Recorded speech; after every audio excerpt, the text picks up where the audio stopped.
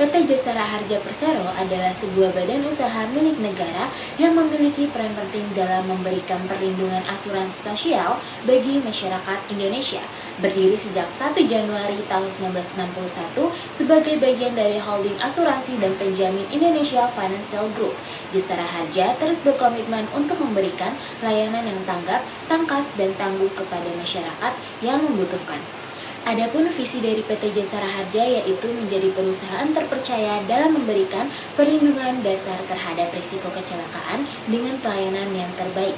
Dan misi dari PT Jasara Harja sendiri yaitu menyediakan perlindungan dasar yang terintegrasi secara digital dan didukung human capital yang unggul guna menguatkan stakeholder engagement.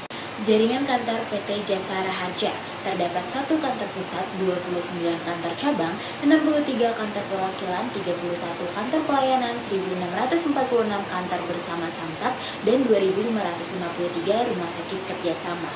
Untuk kantor jaringan di wilayah Jawa Tengah tersebar di 7 wilayah, yaitu meliputi perwakilan Semarang, Pati, Sukoharjo, Surakarta, Magelang, Purwokerto, dan Pekalongan. Dasar hukum PT Jasara Harja pertama, penunjukan Jasara Harja sebagai pelaksana UU nomor 33 tahun 1964 dan UU nomor 34 tahun 1964 beserta peraturan pelaksanaannya. Kemudian kedua, penunjukan Jasara Harja sebagai Biro Nasional Indonesia untuk menyelenggarakan skim asuransi wajib kendaraan bermotor di ASEAN. Dan ketiga, penunjukan PT Jasara Harja sebagai salah satu tim pembina Samsat. Selanjutnya yaitu layanan dari PT Jasara Harja. Kehadiran PT Jasara Harja memberikan perlindungan dasar kepada masyarakat melalui 2 program pertanggungan, yaitu yang pertama, asuransi kecelakaan penumpang alat angkutan umum yang dilaksanakan berdasarkan Undang-Undang Nomor 33 Tahun 1964 tentang dana pertanggungan wajib kecelakaan penumpang. Kemudian, yang kedua ada asuransi tanggung jawab menurut hukum terhadap pihak ketiga yang dilaksanakan berdasarkan Undang-Undang Nomor 34 Tahun 1964 tentang dana kecelakaan lalu lintas jalan. Selanjutnya, tugas pokok dan fungsi PT Jasara Harja merupakan perusahaan asuransi yang bersifat monopoli, memiliki captive market terkait dengan penetrasi pasar 100% dan besaran nilai santunan, iuran wajib, dan sumbangan wajib telah ditentukan oleh Peraturan Menteri Keuangan dengan tugas yang pertama, memberikan santunan kepada masyarakat yang mengalami kecelakaan lalu lintas sesuai dengan ketentuan program asuransi kecelakaan penumpang alat angkutan umum dan lalu lintas jalan. Kemudian yang kedua yaitu menghimpun dana, mengelola dana dari masyarakat guna memenuhi pemberian hak masyarakat atas santunan. Selanjutnya ada pengertian dari iuran wajib, sumbangan wajib, dan santunan.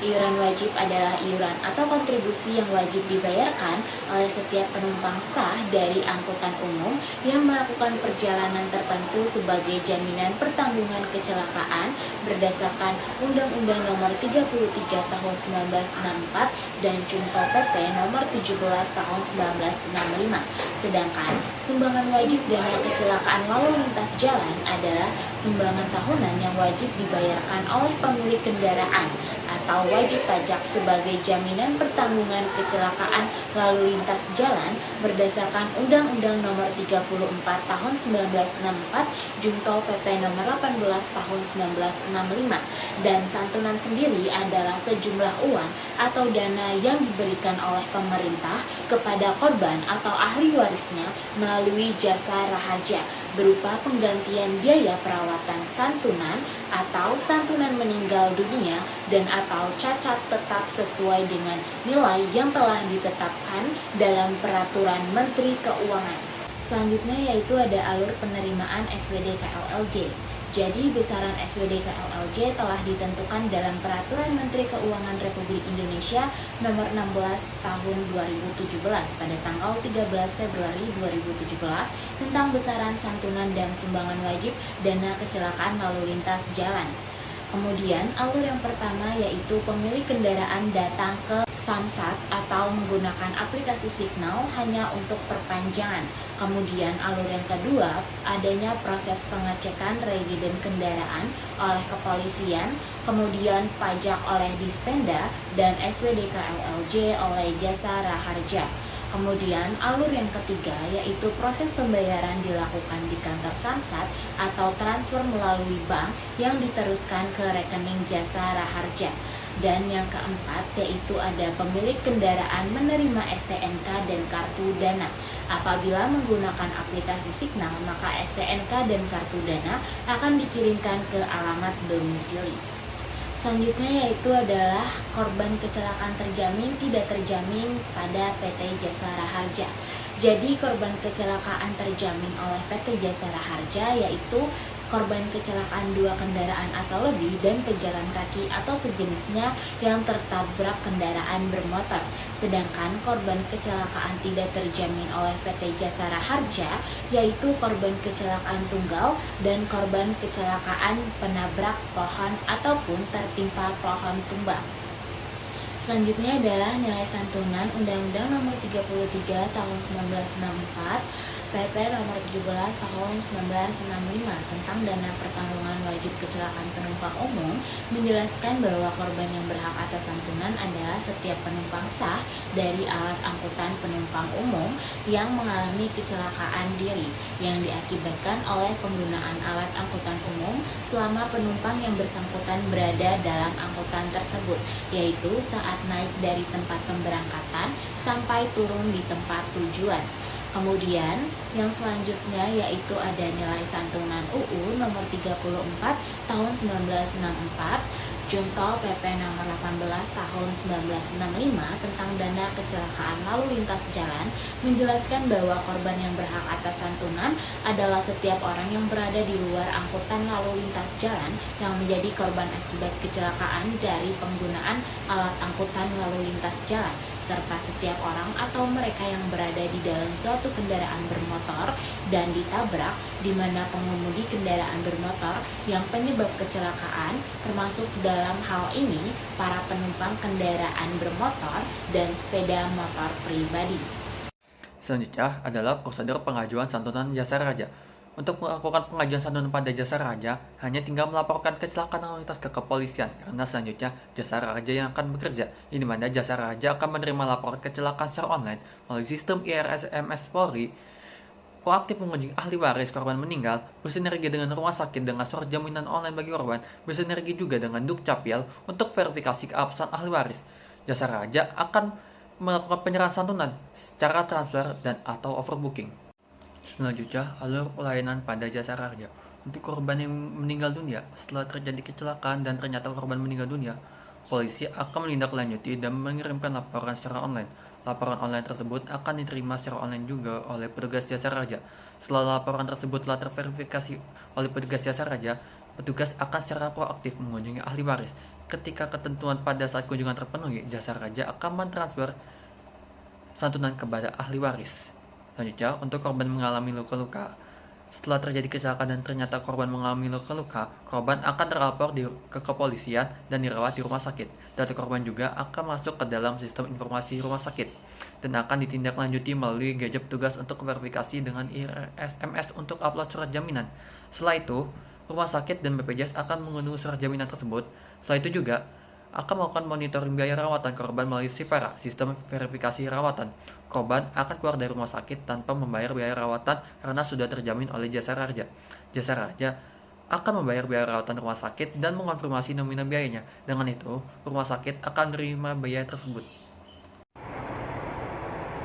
Selanjutnya ada struktur tata kelola. Struktur governansi perusahaan mengacu pada Undang-Undang Nomor 40 Tahun 2007 tentang persiapan terbatas, bahwa organ perusahaan terdiri dari rapat umum pemegang saham RUPS, dewan komisaris dan direksi.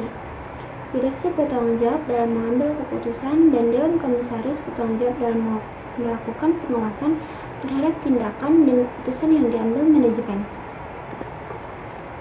Pengelolaan manajemen risiko pada PT Jasa Raharja secara terpadu dilakukan oleh divisi Manajemen Risiko dan Transformasi Perusahaan MRTP yang berada di bawah Direktorat Manajemen Risiko.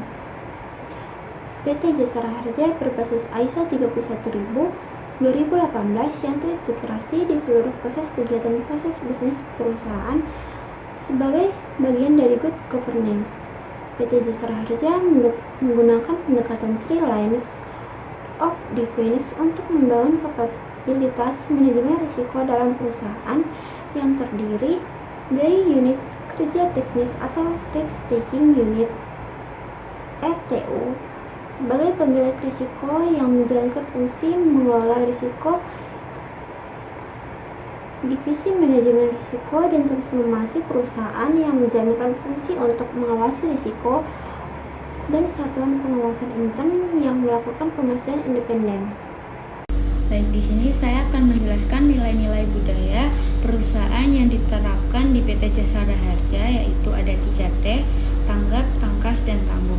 Yang pertama, tanggap, yaitu peka dan proaktif dalam membantu masyarakat yang mendapat musibah kecelakaan lalu lintas. Jadi, ketika ada kecelakaan, maka akan langsung tanggap. Lalu yang kedua ada tangkas, yaitu mampu melaksanakan tugas, mempunyai semangat kerja yang tinggi, dan integritas yang tinggi, loyal, dan profesional. Lalu yang terakhir, yang ketiga, tangguh, yaitu sopan, berkepribadian, berilmu, dan beriman, serta selalu mengutamakan kepentingan masyarakat banyak, tidak mengenal waktu untuk melayani masyarakat. Selain itu, tujuan dari PT Jasara Harja menetapkan nilai 3T, tanggap, tangkas, dan tangguh karena mengutamakan kepuasan pelanggan serta harus dapat mampu bekerja sama atau menggait para mitra. Selain itu, budaya perusahaan di PT Jasara Harja ini menjunjung tinggi pula nilai-nilai seperti kedisiplinan, kejujuran, berakhlak mulia, sikap profesionalitas, keteladanan, dan patuh terhadap regulasi merupakan suatu keharusan di perusahaan ini. Jika ada perubahan terhadap regulasi, maka para pekerja atau staf harus dapat cepat tanggap dan juga cepat beradaptasi. Untuk bekerja di PT Jasara Harja, komunikasi menjadi salah satu aspek penting yang mana seluruh karyawannya diharuskan dapat berkomunikasi dengan baik, dilakukan dengan rekan sekerja, masyarakat, ataupun mitra. Selanjutnya, dari hasil wawancara yang kami lakukan mengenai prinsip yang diterapkan di PT Jasara Harja, manajemen risiko ini salah satu proses penting bagi organisasi untuk melindungi aset, reputasi, dan keberlanjutan operasional. Sesuai dengan standar ISO 31000 tahun 2018, tujuan utama dari manajemen risiko itu sendiri yaitu untuk penciptaan dan perlindungan nilai. Pendekatan yang terstruktur dan komprehensif ini suatu metode analisis risiko yang efektif juga konsisten, yang mana menghasilkan informasi yang dapat dibandingkan serta memberikan pemahaman yang seragam di seluruh organisasi. Dan artian terstruktur ini juga memuat proses langkah-langkahnya seperti contoh dilakukannya analisis risiko terhadap kebijakan publik baru sebelum diimplementasikan untuk memahami dampaknya terhadap masyarakat. Hal tersebut membuktikan bahwa PT Jasara Harja menerapkan prinsip terstruktur dan komprehensif.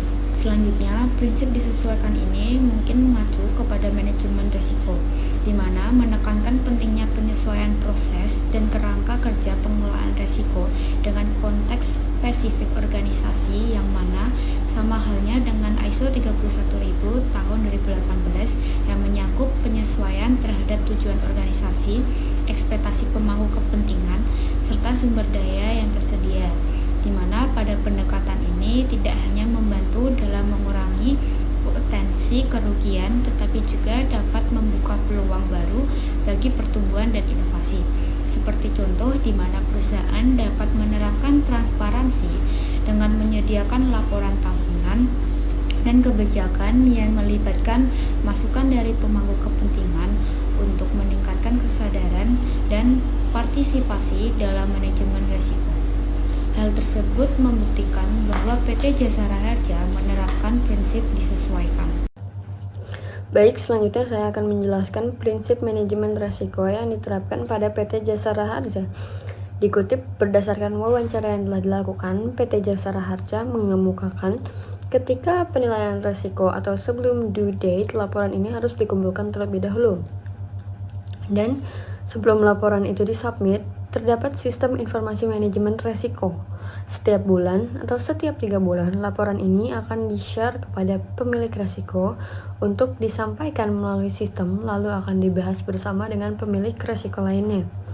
Seluruh kendala yang ada dimasukkan ke dalam laporan dan ini juga dilaporkan melalui sistem. Jadi pelaporannya ini tidak perlu dilakukan secara manual, melainkan sudah terintegrasi dengan sistem berbentuk web atau SIMR, Sistem Informasi Manajemen Risiko. Berdasarkan kutipan tersebut, diketahui bahwa PT Jasara Harja ini menerapkan prinsip terintegrasi.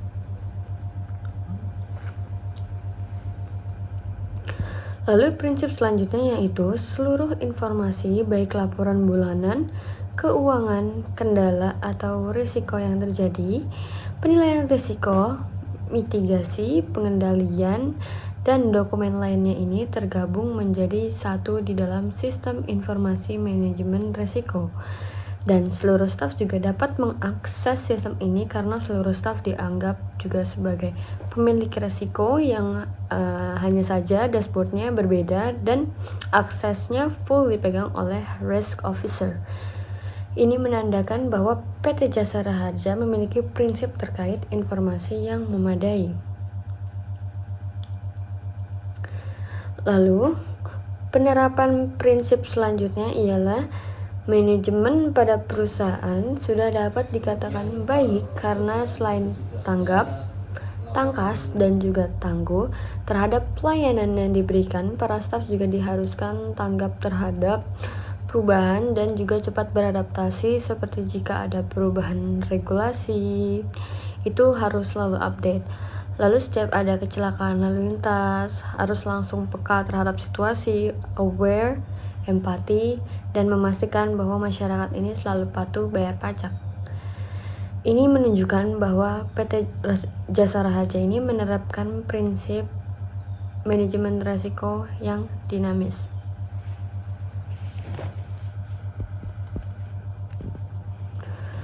Lalu selanjutnya, setiap staf atau pekerja semuanya termasuk ke dalam pemilik resiko, dan untuk mengatasi setiap resiko yang ada, seluruh pemilik resiko ini ikut dilibatkan dalam penilaian resiko tersebut. Para staf juga perlu menanamkan nilai-nilai budaya yang dianut oleh perusahaan yang sudah tercantum dalam GCG atau Good Corporate Governance, yaitu tanggap, tangkas, dan juga tangguh.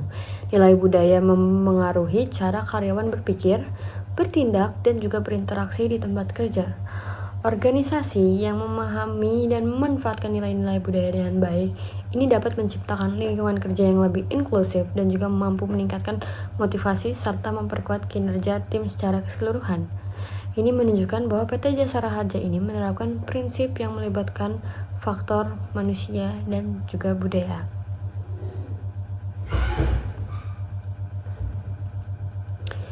Lalu, prinsip selanjutnya, jika mitigasi yang dilakukan nilainya masih sama dan tinggi, maka mitigasi dianggap gagal dan pihak manajemen risiko harus dapat mencari upaya apa agar nilai risiko tersebut dapat turun. Jadi, jika mitigasi yang dilakukan ini masih tidak dapat membuat nilai risiko turun, maka upaya akan terus dilakukan hingga mencapai nilai target, seperti contohnya jika banyak masyarakat yang belum melakukan daftar ulang, maka perusahaan melakukan mitigasi dengan cara melakukan kerjasama dengan pihak pemerintah kota atau melakukan operasi gabungan. Akan tetapi, jika itu tidak berhasil, maka akan dicari upaya lainnya hingga mencapai target. Diketahui bahwa PT Jasara Harja ini melakukan perbaikan secara terus-menerus.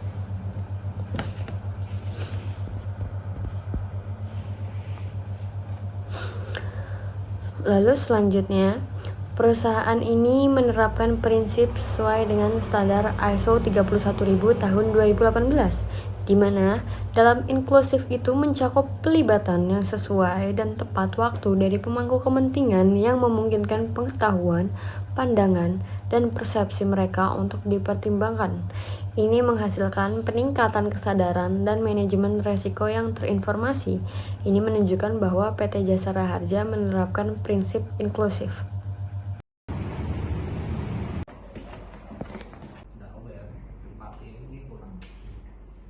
ini, misalkan